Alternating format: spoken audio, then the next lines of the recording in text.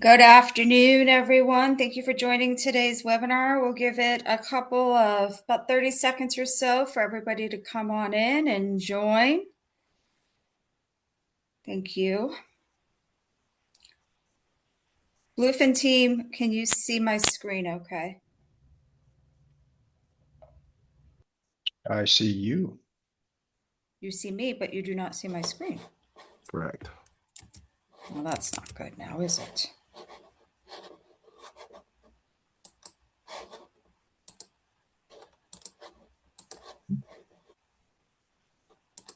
How about now? There we are. Perfect. All right.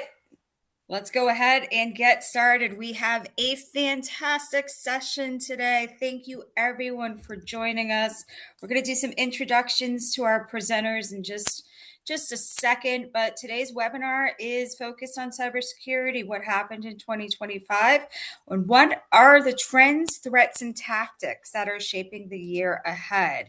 So we're going to give you a lot of information today. We're going to go ahead and get started. I'm not going to spend too much time on this agenda slide because I want us to hop right into it. But just some quick housekeeping. This webinar is going to run the full hour today. We are going to try to allot time at the end for Q&A. Just like any other Zoom, go ahead and just type your Q&A into the chat box, and we'll get to that at the end. We are recording this as well, and that will be available on demand on our website. You will receive a link to the recording tomorrow once it has been posted.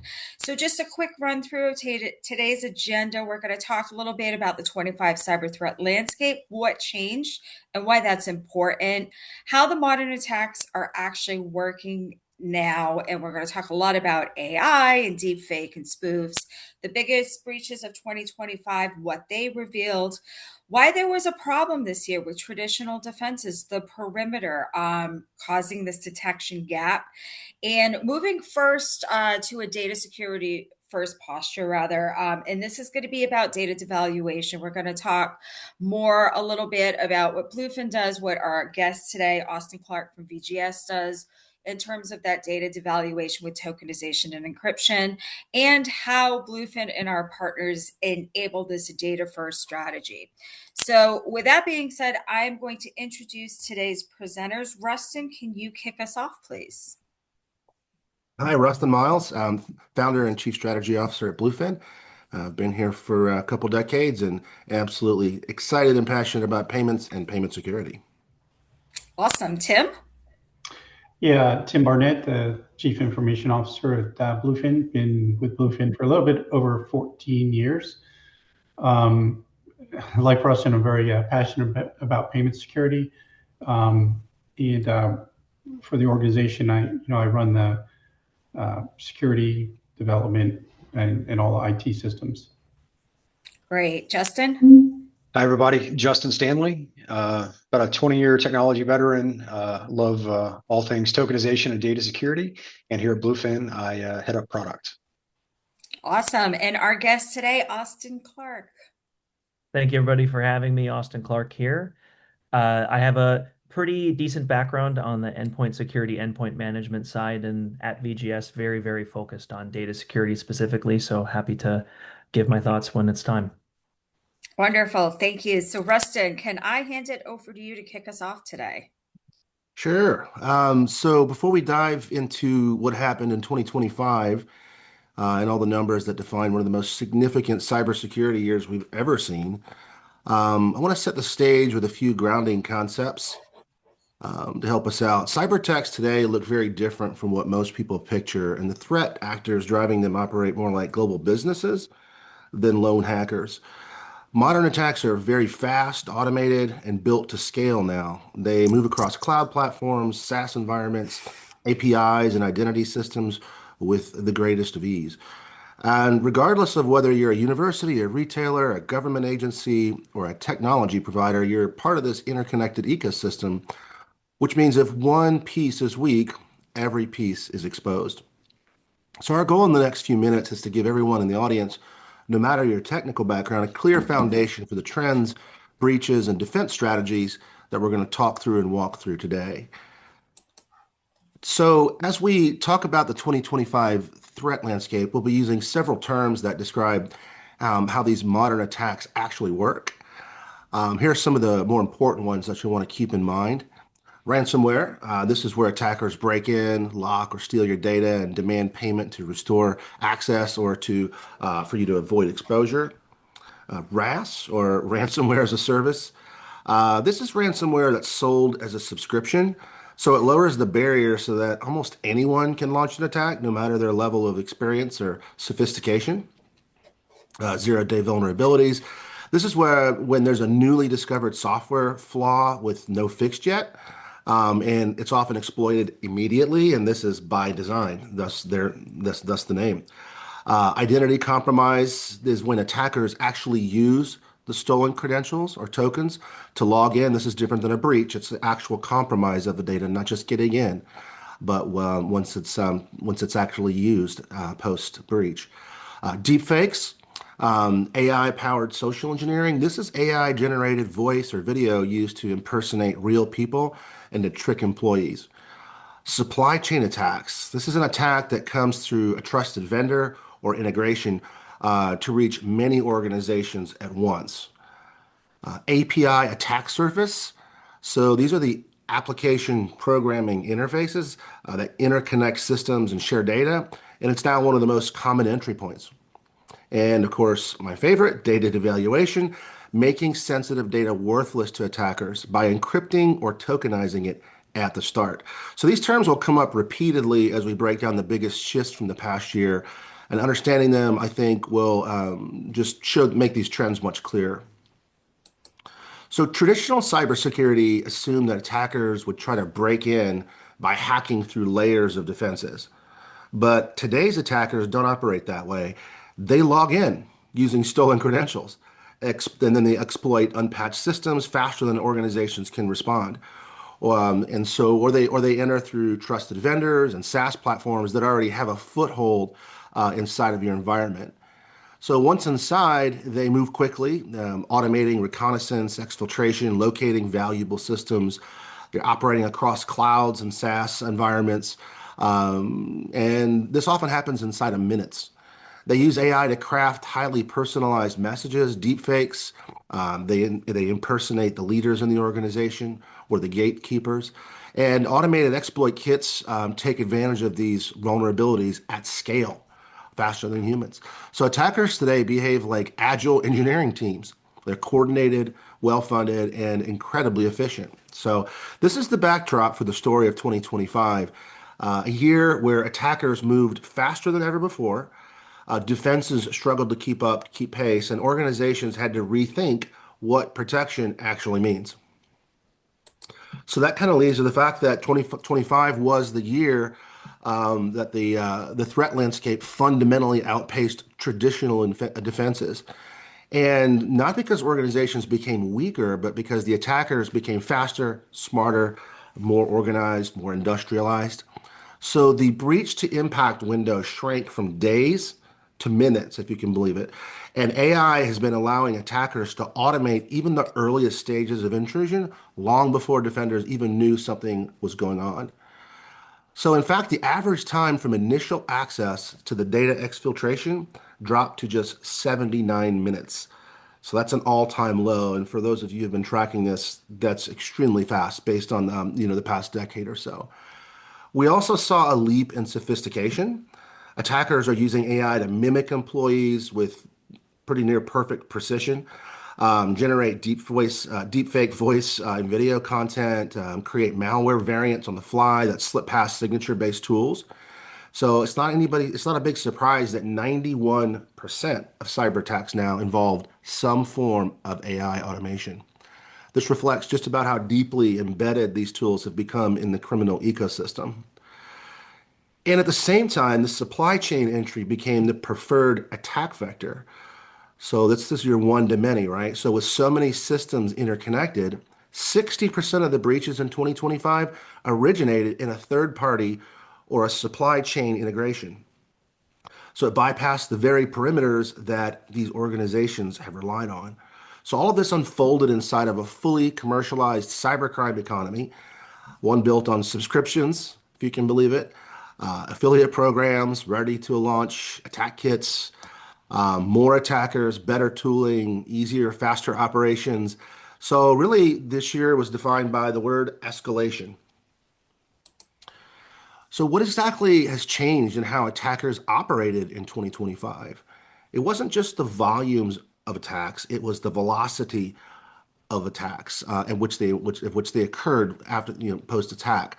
So 0 day and 1 day vulnerabilities were exploited within hours, leaving even the strongest patching programs unable to keep up. Attackers are automating the scanning, exploit development, automating the target identification so effectively that many organizations learn about the vulnerabilities they have only after they were already being exploited and sold. So increasingly, attackers didn't have to break in, they just logged in, which is why 63% of breaches last year involved compromised credentials. Supply chain attacks also became the dominant entry point. Rather than attacking organizations directly, these actors compromise vendors, SaaS platforms, and API first services to infiltrate dozens or even hundreds of downstream environments at once. Pairing this with much smarter social engineering to get past the gatekeepers. And finally, the automation fundamentally changed scale. So credential stuffing waves, polymorphic malware, real-time cloud mapping, mass personalized phishing campaigns have pushed the attack volume upward while pushing detection efficacy downward. So, Austin, from your perspective, working with the global fintechs, did the speed of exploitation we saw in 2025 change how your customers approach their security posture? I think it's been rather interesting. Historically, on the VGS side, we actually have seen quite a bit of large businesses, enterprises that have taken a very strong focus on protecting their data, as we mentioned, data devaluation previously. But within the last year and maybe even 2 years, we're actually seeing some startups as well that are trying to take a kind of a data devaluation right at the start approach. And I think it has a lot to do with, how the bad actors are evolving in this space. Like you mentioned, velocity of attacks is increasing. So even small businesses now seem to be caring about this, which I think says a lot about what the market's seeing. Absolutely. So let's take a look at the 2025 breaches. A handful of breaches in 2025 stood out, not just for their scale, but also for what they revealed about the systemic weaknesses. The most significant was the Google Salesforce supply chain breach, which began inside Gainsight and cascaded into more than 200 organizations. It was a stark demonstration of how just one compromised vendor can become a single point of failure for an entire ecosystem. We also saw the TransUnion breach, where attackers exploited a third-party consumer support application rather than attacking TransUnion's core systems. So even though the intrusion happened at the edges, the attackers still accessed names, social security numbers, birth dates, exactly the type of high-value identity data that fuels long-term fraud. And as for Ingram Micro, a highly targeted ransomware attack by the non-RAS group SafePay forced days-long shutdown that rippled across their global supply chains. So across these incidents, we see three themes emerging: supply chain compromises that deliver unprecedented scale, third-party applications became the weakest link, and ransomware evolved into a more specialized, high-impact operation. So let's take one of these breaches and dive a bit deeper into how attackers got in, and why traditional defenses struggled to keep up with it. The Google Salesforce supply chain breach became the defining incident of 2025 because it illustrated just how deeply integrated and therefore vulnerable modern ecosystems have become. The attack began upstream inside Gainsight. It's a platform thousands of organizations connect directly into Salesforce. Once the attackers compromised Gainsight's apps, they stepped into Salesforce environments belonging to over 200 companies without having to touch those companies directly. What made this breach especially alarming was who was impacted. Security mature organizations like Atlassian, CrowdStrike, GitLab, LinkedIn, and Google found their Salesforce instances being accessed and data being exfiltrated. So this proves that even the strongest internal programs can't compensate for a compromised integration point. The threat group behind the attack, Scattered Lapsus Hunters, used highly convincing impersonation tactics that blended seamlessly into normal workflows. So the result was a blast radius event that stretched across the industries and geographies, exposing how much trust organizations place in the connective tissue between the platforms. So what the Google Salesforce breach really shows us is that modern attacks aren't single-threaded anymore. They combine ransomware, identity abuse, AI-driven impersonation, and trusted integrations into one coordinated bad actor play. So to understand how these tactics are reshaping the threat landscape, I want to hand it over to Tim, our CIO. He's going to break down how ransomware, deepfakes, and AI are defining these attack methods. Thanks, Rustin. Before we talk about how ransomware evolved in 2025, let's level set on what ransomware actually is, because the term gets used a lot, but the mechanics behind it aren't always clear. At its core, ransomware is a form of extortion. Attackers break into an organization, steal sensitive data, encrypt systems so they can't function, and then demand payment to restore access or prevent public exposure of the stolen information. And today's ransomware isn't just locking files, it's a multi-layered pressure campaign designed to maximize disruption, fear, and financial leverage. Modern ransomware operations follow a predictable pattern. Attackers quietly infiltrate an environment, identify high-value systems, exfiltrate sensitive data, deploy encryption, and then issue ransom demands backed by threats of data leakage. Ransomware has become one of the most disruptive and costly forms of attack, which is why global ransomware incidents rose 68% last year, now accounting for 29% of all breaches, with median ransom demands reaching $1.3 million. 2025 was also the year that ransomware shifted from a criminal tactic into a fully industrialized marketplace. Ransomware-as-a-service, or RAS, platforms operated like professional software companies, complete with subscription tiers, revenue sharing, user documentation, and 24/7 support desks. Launching an attack is no longer required technical expertise. It required a login, which is why nearly 70% of ransomware attacks are now delivered through RAS models. Behind the scenes, these criminal syndicates became highly specialized. Developers built the malware, operators deployed it, and support teams managed the negotiation and payment process. Automation accelerated every step, from credential harvesting to privilege escalation. And the ecosystem became so resilient that taking down one variant had almost no impact on the broader market. It's telling that 80% of RAS deployments are carried out by affiliates, not the original developers.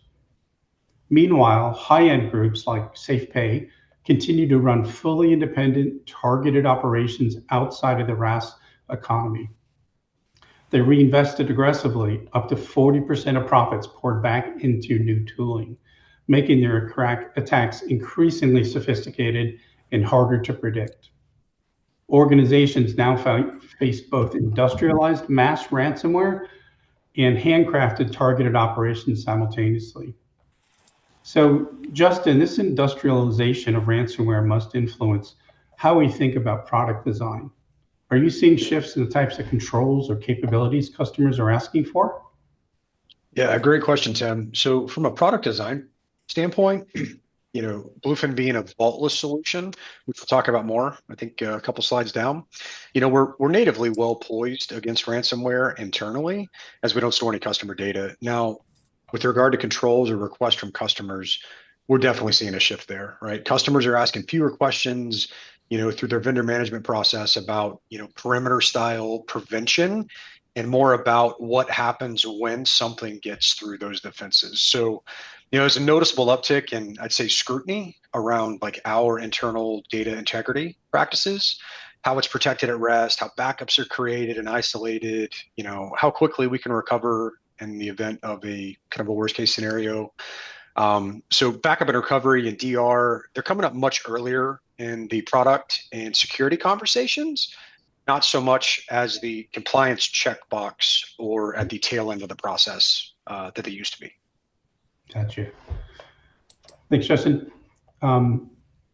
So the advent of AI certainly helped criminal organizations, fundamentally changing how attacks were planned and executed, and becoming a full-fledged co-pilot for threat actors.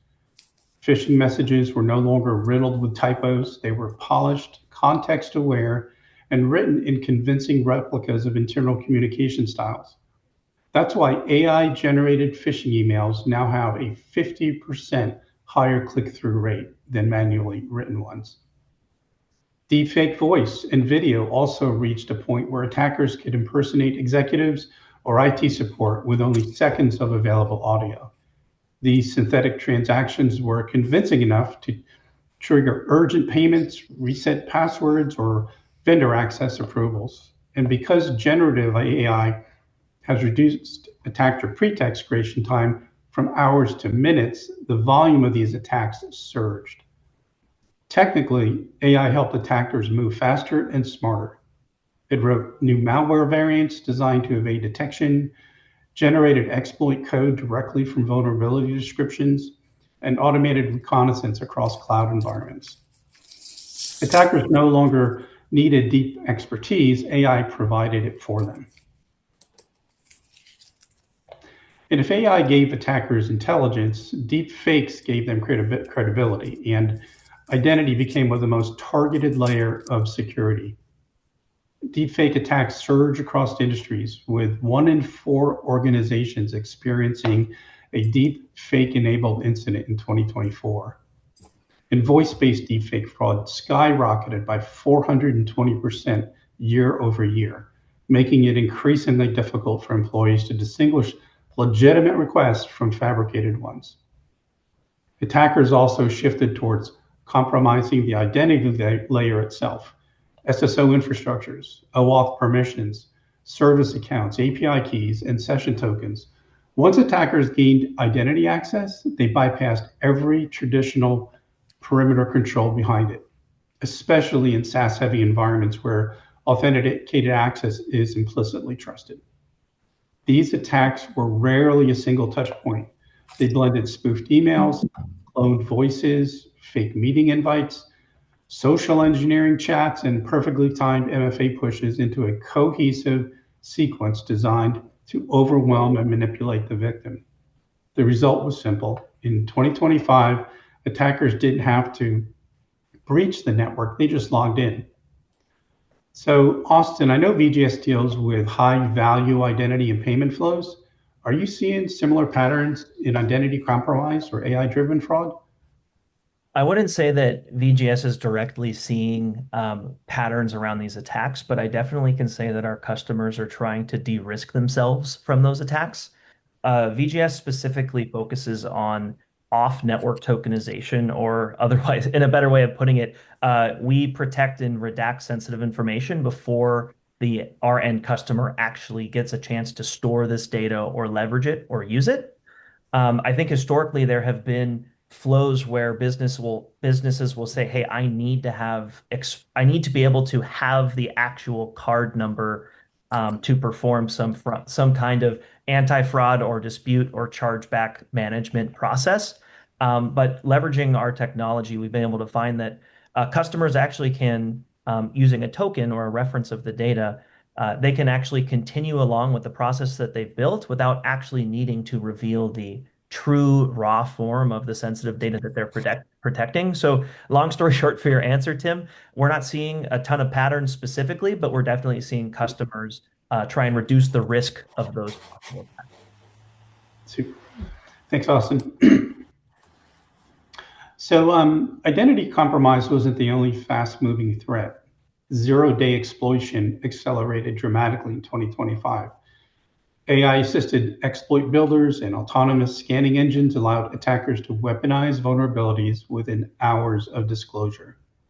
Zero-day exploits themselves jumped 50% year over year, and 75% of 0 days were exploited before a patch was even available. At the same time, commercial zero-day markets exploded. Full exploit chains and patch bypass kits became readily available, contributing to a 200% increase in zero-day listings. Combined with patch fatigue and complex hybrid environments, defenders simply couldn't keep pace. Cloud, SaaS, and API zero days were especially impactful because a single flaw in a multi-tenant or identity-linked systems exposed the entire downstream ecosystems. The level of systemic risk expanded faster than organizations could detect or respond to. So when 0 days can be weaponized in hours, identities are easy to abuse, trusted platforms become entry points, it's clear the problem isn't a single vulnerability, it's systemic. To show how this played out across industries and why security teams were forced to rethink their model, I'm going to hand it over to Justin Stanley, Bluefin's SVP of Product. Justin? Hey, thanks, Tim. So let's talk about how these changes impacted various industries. Retail suffered from distributed footprints, legacy POS environments, and heavy ecosystems that exposed customer and payment data. Healthcare faced aging systems, a myriad of vendor integrations, and high-value PHI, making it one of the most frequently targeted sectors, while higher ed struggled with decentralized IT, massive identity sprawl, and thousands of constantly changing user accounts. SaaS providers really became the high-value mega vectors as attackers realized one breach can have nearly unlimited reach. And of course, payments and fintech were not immune and remain prime targets because their data is immediately monetizable and their API-driven payment flows add significant risk and complexity. So regardless of the impacted industry, two metrics stand out and really illustrate the scale of the problem. 74% of organizations say they cannot fully track data that they've shared with SaaS integrations. Additionally, the average enterprise now relies on 370 SaaS applications. This simply amplifies their exposure across all of these connected systems. So why did detection lag behind? Despite having all these tools designed to really detect anomalous or suspicious activity, most organizations never saw the early warning signs or indicators of compromise. And that wasn't because they didn't have the detection tools. It's because they were overwhelmed. Security platforms were generating millions of signals, making it hard for teams to tell fact from fiction or to find that needle in the haystack. This is called alert fatigue. In fact, 82% of security teams say it's now their number one operational challenge. The average enterprise is running around 76 different security tools, often operating in silos with little shared context or that unified view. And that fragmentation made everything worse. So identity logs lived in one place, API logs in another, cloud logs somewhere else, and vendor logs lived completely outside of the organization altogether. So no single system ever saw the full picture or the full kill chain. And that's why 33% of these organizations, only 33% rather, can detect lateral movement within their network.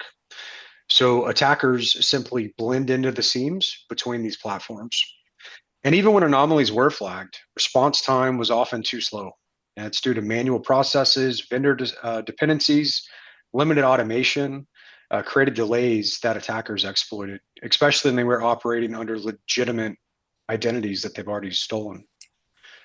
So the result is a hard truth that organizations were forced to confront in 2025, and that is breaches are inevitable. So the priority can no longer be preventing entry or defending the perimeter. That's important. We need to do those things, but we've got to shift to limiting what attackers can do once they get inside.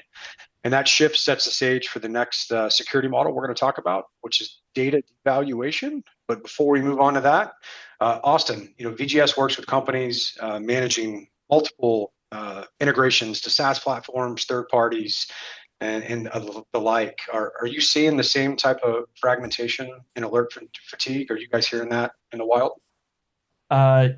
We definitely are. From the VGS perspective, like as you mentioned, data devaluation, that's I think where both of us sit in this perspective. But The big thing that our customers are really trying to focus on is, like you said, breaches are seemingly inevitable right now. AI is scaling at levels that are frankly a little bit scary to, I'm sure, most security people. So from their perspective, protecting the information, securing it, not potentially not even having to be exposed to it is for some the best way to reduce the risk given the inevitability of what's happening these days. Yeah, it makes sense. Makes sense. So data devaluation. Um, really, this is the strategy that makes the whole assume the breach survivable.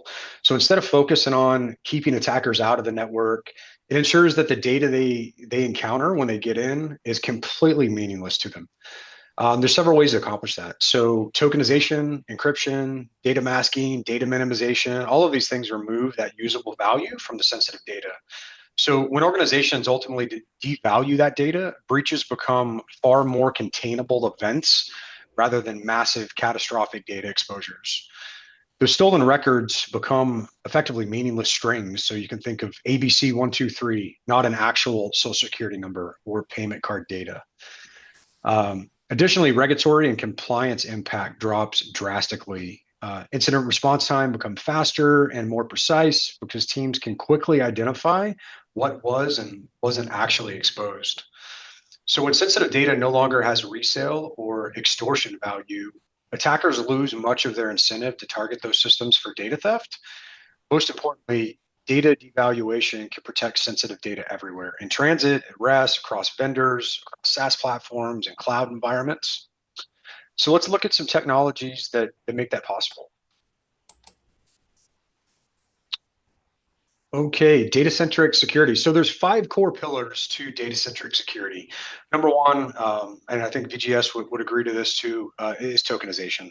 So tokenization is simply the process of replacing something sensitive with a surrogate value. Oftentimes, these tokens look and feel like the original data being protected to preserve that business utility. And the idea is pretty simple. Let's protect the data or tokenize it before it ever enters these internal systems. It's one of the most efficacious data devaluation techniques that you can employ. In fact, organizations that tokenize at the point of acceptance see a massive reduction in breach exposure, as well as regulatory and compliance reduction. For example, tokenization by itself can help organizations reduce their PCI scope by up to 95%, which is huge. So the second pillar being encryption, which is really there to protect data in transit and at rest, can be applied across cloud, SaaS, and hybrid environments. But encryption only works if you've implemented it consistently. So today, 21% of organizations that encrypt data are not actually encrypting it end to end. So that leaves a massive gap for attackers to come in and exploit. That brings us to the next pillar, which is key management. And this is so crucial. It's really counterproductive to go through a process and add encryption everywhere, but have weak key management programs. So simply put, without proper key management, encryption is simply an illusion of protection. You're not getting all the bang for the buck out of that. The fourth pillar being data orchestration. So that really governs how sensitive data moves across applications and between third parties, vendors, APIs, etc. So orchestration can enforce that consistent rule layer about when detokenization is allowed, what systems are permitted to see the real data, and more importantly, how those flows are monitored. So that kind of ties into the final pillar, which is that secure API governance, which is protecting, you kind of think of it as that connective tissue between systems, enforcing strong authentication, scoped access, and applying the principles of least privilege. So now together, these pillars don't just secure systems, they secure the data itself. And organizations that have deployed these controls have seen measurable impact. Encrypted or tokenized data can reduce the cost of a breach by up to 49%. Which just shows that data-centric security isn't just stronger, it's more economically beneficial. So Austin, anything, I know we touched a little bit on tokenization there. Anything you'd want to add from a tokenization perspective? I think that the 5 different slots that you laid out make a lot of sense, but there's one that I'd also add, which is, I guess we call it data decoupling. It's one thing to not see data within your environment, and then it's another to say, hey, why should we trust either of us as a provider to that end customer for protecting that data? Aren't we just now a larger attack vector or an attack surface on behalf of them? If we're storing all their data, we got big targets on our back. So when we think of data decoupling, it actually kind of splits the risk where you need both parties to have had a breach of some kind to be able to conjoin that data. So the best example here is social security number. Let's see, not around 9 digits long. Uh, I can, use AI to generate a random list of social security numbers right now. That would mean absolutely nothing if our service is only protecting a long list of social security numbers, but the customer has the association of that data, and there's no way of undoing that data. Then you actually have, I guess you could say, double the protection in this place, right? They don't see the data at all. We only have the social, only combined as their actual value to the data, if that makes sense. Yeah, it's the context, right? You've got to have the context to be able to put two and two together. You got it. Yeah, perfect. All right, so moving on to kind of hit on, a little bit about how Bluefin applies these principles. So our approach is fundamentally different from a lot of these traditional security models that we've talked about. So instead of trying to harden every system and prevent the inevitable breach that we talked about, we devalue the data that the attackers want, right? We want to neutralize that PHI, PII, and payment data before it ever enters internal networks. So if an attacker gets inside, congratulations, they got nothing meaningful out of that. They got no data to steal that's useful to them. So our orchestration layer really helps us protect data right where it's created or right where it enters that environment before it moves downstream through the internal network. So whether that originates from payment terminals, files, APIs, or applications, we're going to protect it all. So, as we've discussed, this significantly reduces the risk to an organization, simplifies compliance, and that's the role that Bluefin facilitates. Awesome. Thanks, guys. So before we move into our closing roadmap, I wanted to pause on something that truly sets Bluefin apart. And it's especially important today because we're joined by our partners at VGS. So in an industry where many security and payments companies force merchants into rigid walled garden ecosystems for commercial reasons, Bluefin has always believed in a different approach. We work with our clients' partners, not against them. So our mission is to strengthen the ecosystem they already rely on, not replace it. Perfect example of that philosophy is our partnership with VGS, which was announced in September of 2025 this year. So look at something good coming out of this year, right? VGS is the global leader in payment tokenization. And by combining their digital tokenization strengths with Bluefin's PCI validated point-to-point encryption or P2PE, and our in-store orchestration capabilities, we've created something merchants have been asking for: a truly unified, processor agnostic, omni-channel payment architecture. So together, our organizations help businesses route payments across multiple PSPs, reduce vendor lock-in, strengthen the data ownership, and dramatically shrink PCI DSS scope without forcing them into new processors, payment gateways, or proprietary systems. And the best part is how seamlessly the two platforms can integrate. VGS enhances digital acceptance channels with secure data portability, tokenization, while Bluefin's Point Connects P2PE proxy brings in no-code P2PE protected orchestration to in-store or card-present retail environments. When those capabilities connect, merchants gain end-to-end protection, more flexibility in how they can route and process payments, and a consistent security foundation across every channel. So it's a partnership built around giving merchants control, not taking it away. In short, we're built for the reality of today's threat landscape and for what's coming next.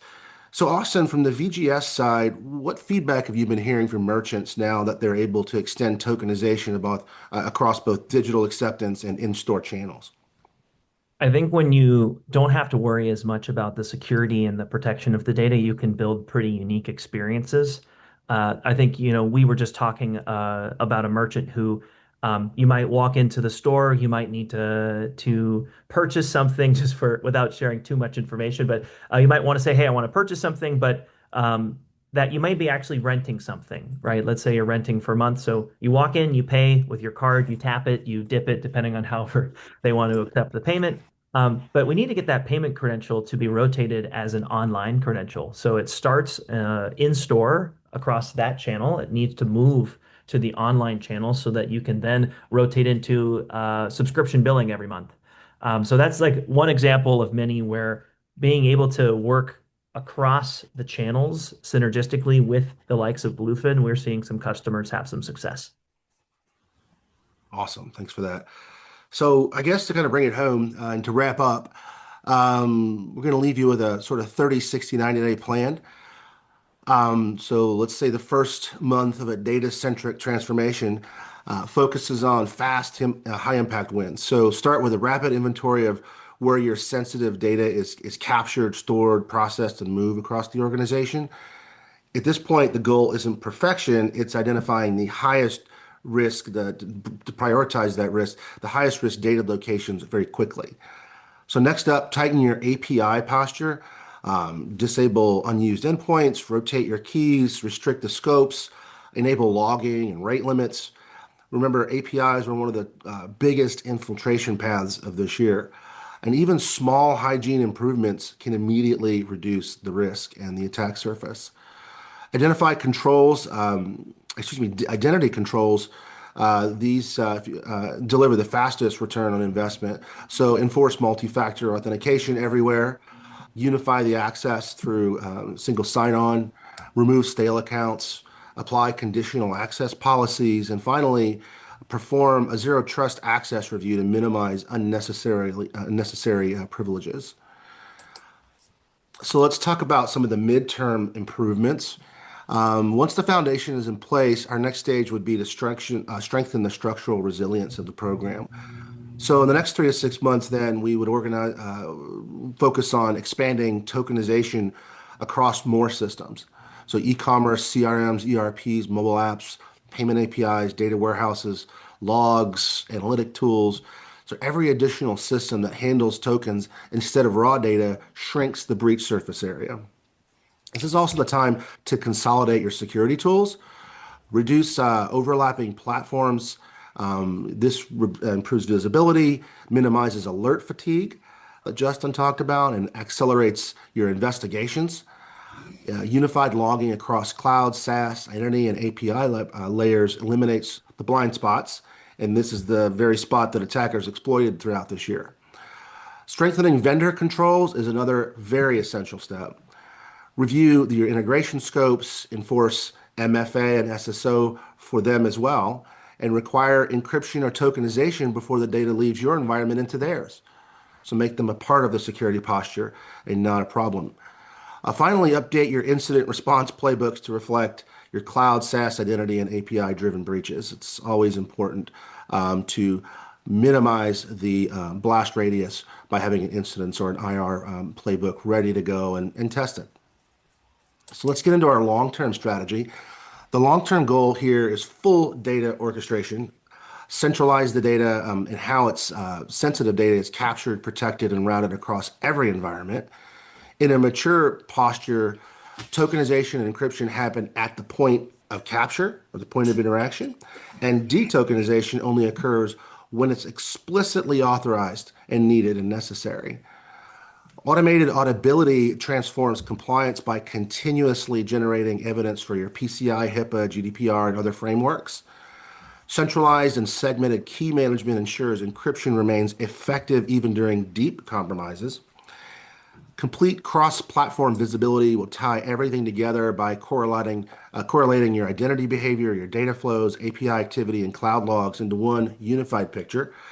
And ultimately, all of these capabilities converge into a data-first security architecture that protects sensitive data everywhere it travels.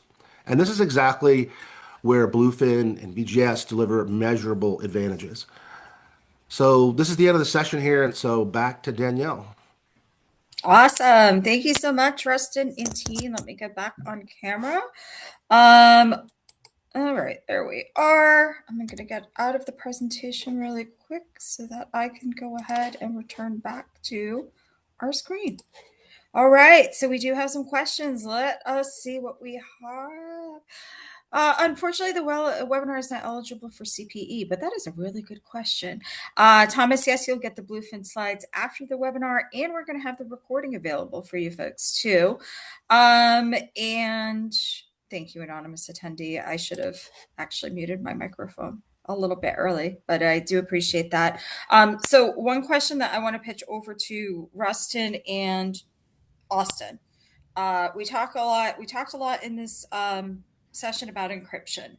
Let's give a quick overview on the difference between PCI validated P2PE and end-to-end encryption, because they're not really the same. And I think that is what makes the partnership quite unique that the two companies have. Sure, I'll jump in first.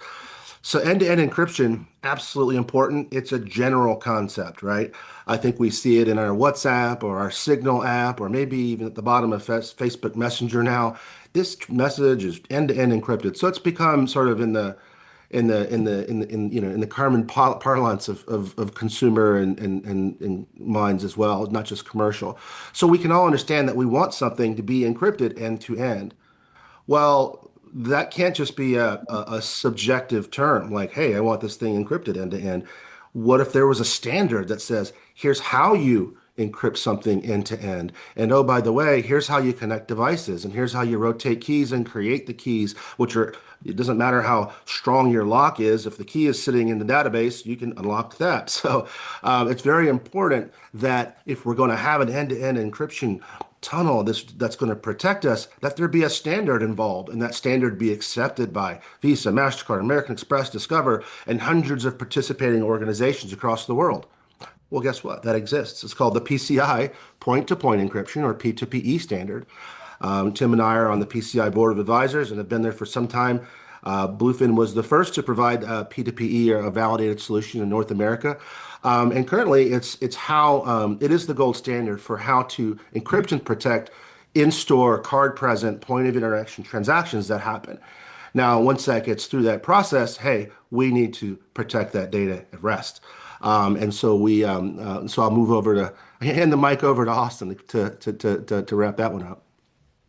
Yes, and VGS specifically, I think the previous slide that we showed did it justice, right? Bluefin is extremely proficient in the card present space, where there is some, I guess we could say, stronger requirements on the end-to-end encryption side of things. When it comes to online data security, especially in the payment space, there isn't actually like a firm requirement for, hey, it needs to be end-to-end encrypted, partly because there's a lot of different I guess we could say payment orchestration flows that different customers might want to proceed through. So specifically on the VGS side, yes, we do encrypt the data, we do protect it, the data that we replace and provide a token back for. But it's not necessarily point-to-point encrypted like you would find on a terminal, simply because that data needs to be able to be sent down to different third parties, whether it's anti-fraud providers, payment processors, third-party partners, et cetera, et cetera. And really that I used to call it the 1-2 punch. I mean, you need encryption, right, for the data in movement, and you need tokenization for the data at rest. And with those two things, that's what data devaluation is. So I think it's a powerful combination. And honestly, in the last 15 years of my career, I have not found a better combination for protecting all kinds of data, not just payment data, PII, Mm-hmm. PHI, and all of it. And that was what I was going to ask you next, because we look at these breach statistics and we understand and we know that this is not about credit card payment data anymore. In fact, credit cards fetch a couple dollars on the dark web now. And then if you have a full identity record for a customer or healthcare, it's 1,000. There's a big difference between the two. And I'm going to open this up to all of you guys. What do you see as the importance of protecting PHI and PII given how lucrative those pieces of information have become? And how are we doing it? Tokenization, right? I'll jump in and just give my 2 cents on it. So I think most consumers or most cardholders kind of fall into this bucket, at least the folks in my circle are. It's like, I don't really care if my credit card number gets popped. My bank's going to mail me another one. All the fraudulent charges go away. I've got to go update all my recurring stuff, which is probably the only pain I'm going to feel, right? Now, my PII gets out there.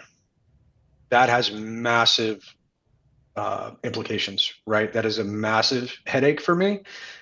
Credit scores can get impacted. That is a massive, as a consumer, that's what I would care about, right?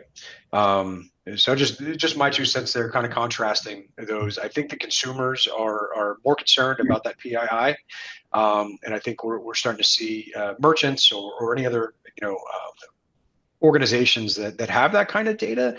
If they're not taking it seriously now, they need to start, because that's where the brand reputation is going to occur. That's where folks are going to feel the pain. Yeah, whenever we first launched P2PE, Tim and I would be out with healthcare networks, and they're so excited. They said, "Boy, you fixed 100% of 10% of our problem." So, because of the PHI and because of the PII, and so we did set out to extend our systems to be able to handle all three of these kinds of data, all these kinds of data. And so, companies like VGS and Bluefin are very adept at protecting all that, and that's not common, right? If you look across most payment focused security systems that come apart of processors or gateways or other things, oftentimes it is specifically focused on the payment piece. And so I think it's important to choose partners that can protect all the data that you have, not just the payment piece.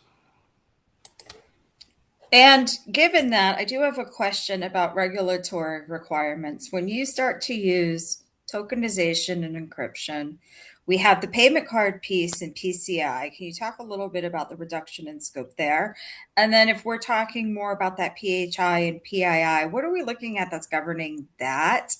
And does that help with data privacy regulations, for example? Or if you are the breach notification laws, for example, now, would it be more advantageous for these companies to say, hey, I had this data encrypted and tokenized, and have the regulatory fines be less? Can you talk a little bit about the compliance part of it? I can jump in. I'll jump in, and then anybody that wants to clean up. So yes, the PCI scope goes down. I mean, used correctly, you can eliminate. We talked about 95% with the tokens, the last 5% retail with the P2PE. You can virtually eliminate your scope. If you don't need the data, don't have it, right? It's completely not accessed, especially with some of the proxy models. Now, does that mean you don't have to submit paperwork to PCI anymore, or your SAQs and all that stuff? Well, no, you still have to demonstrate that you don't have the sensitive data. So you still have reporting obligations, but that's a lot different. Filling out paperwork is a lot different than building all of these protections and perimeter controls and everything to protect data, only to have it breached, and now you're spending good time and good money after bad. So it's very important to implement these correctly, and to work with groups that can help you do so. When it comes to the regulatory environment, it's not as prescriptive, right? There doesn't exist a data security standard. There's far too many regulators. There's far too many countries. There's far too many, the EU. Everybody's got different ways of doing it in all the different states. However, what we have seen is that a lot of the fines, all these fines, happen after you've been breached. So they won't tell you exactly how not to get breached, but they'll tell you what happens if you do.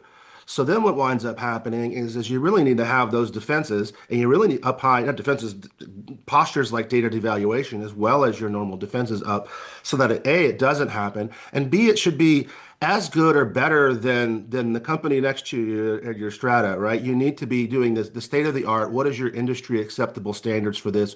And so that way, when it happens, they come in and look at it. Were you negligent? Did you follow the practices, the best practices for your industry? Did you follow the requirements of your industry? Did you, even if you weren't required to do P2PE, it's a standard. All of the other folks at the enterprise retail layer of you, or petroleum layer of you, of your cohort, they had it, but you didn't. All of a sudden, you look like you're not paying attention or caring about this. So a lot of this on the regulatory side, it is a little bit more like that. You don't want the breach. And if something should happen, were you doing as much as you could? The way I like to say it is, if someone rolled up here to my house with a tank and pointed at the business and pointed at all the employees and said, "Come out with the credit cards," you better come out with the credit cards, because we have to protect life, right? So point being there that you're not responsible to have anti-tank and nuclear defense at your business, right? That would be unreasonable. But you should have P2PE, you should have tokenization, you should be protecting this data as much as any other business in your cohort is, and that's the technology that we've been talking about today. Great. We've got about 5 minutes to go, and I want to wrap it up with one kind of burning question. And Austin, you gave me this idea the other day. Let's talk a little bit more, real quick, about AI. We've got AI for bad, which we went over today, and it's pretty scary, especially the deep fakes and spoofs. And that's going to be a lot for our industry, cybersecurity, to deal with. But let's part on a positive note. Let's talk a little bit about what are you guys seeing from that thought leadership standpoint, AI for good, especially in our industries. Tim, I want to hear from you. I know that we've talked about it a little bit, and all of you, just some really kind of quick thoughts there. Yeah, it's just like, it's kind of funny, right? The way you describe it, it's like any great invention, nuclear energy is a good example, right? Some bad things can happen, but it's also some positive things can happen from that. And, AI is no different, right? I mean, there's not a day that I don't use it anymore, just for research, doing things faster, more, how do you say it? Just the information that is available to you and the amount of time that you can take to get exactly what you need at that moment, it's pretty phenomenal, right? And yes, it does. We've seen probably AI's impact on companies, create new products much faster than they were able to do that previously. In our industry, right, we're able to generate more code, bring products to market more expeditiously, and better products, right? It really does catch a lot of things and kind of help our business, roll out, things that are more beneficial in a quicker time. So, but to me, it's really interesting because it's just applicable across so many areas of your life, from what should I buy so and so for Christmas to help me write this because I've got three concepts and that I want to get through here, and I need it to be a very professional letter, and boom, it's done. It's kind of amazing that the impact on your life. Kind of like me when I got LASIK, I was like, holy cow, this is the whole universe is out there now. It's like one of these life-changing things. And I don't know if anybody else has any other comments on the good of AI, but that's just kind of my quick perspective. I suppose I'm happy to add here. I'm sure a lot of people have seen with the rise of the AI chat platforms and things, but there's a lot of money that has been spent on identifying bots on websites and things to determine, hey, is this real, honest traffic?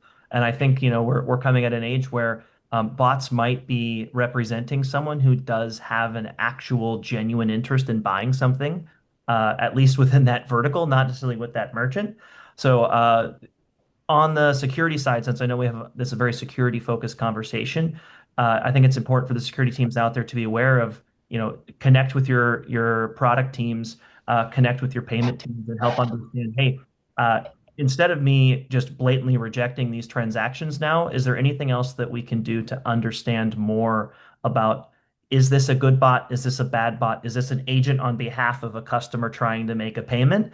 Those are things that I think we're going to have to answer in 2026. I'll wrap it up then, Daniel, with this AI. We got to say agentic commerce at least once on a webinar, right? But I think the answers for AI agentic commerce for securing that are the same ones we've been talking about today, and that is encrypting end to end. It might not be a device at the other end or a credit card machine, but it surely is an agent or an MCP or a protocol or an API. And that data should be tokenized and encrypted, even in the inter-agentic commerce that's coming. All right. Really, really great observations. I want to thank all of you for joining us. This was a great educational session. And thank you to the folks that tuned in today. We're super excited that you could attend, and we will be in touch with a copy of the deck. And once the webinar is live, we will provide a link. So thank you, Tim, Rustin, Austin, and Justin. Have a great day. Thanks, everybody. Thanks. Thank you.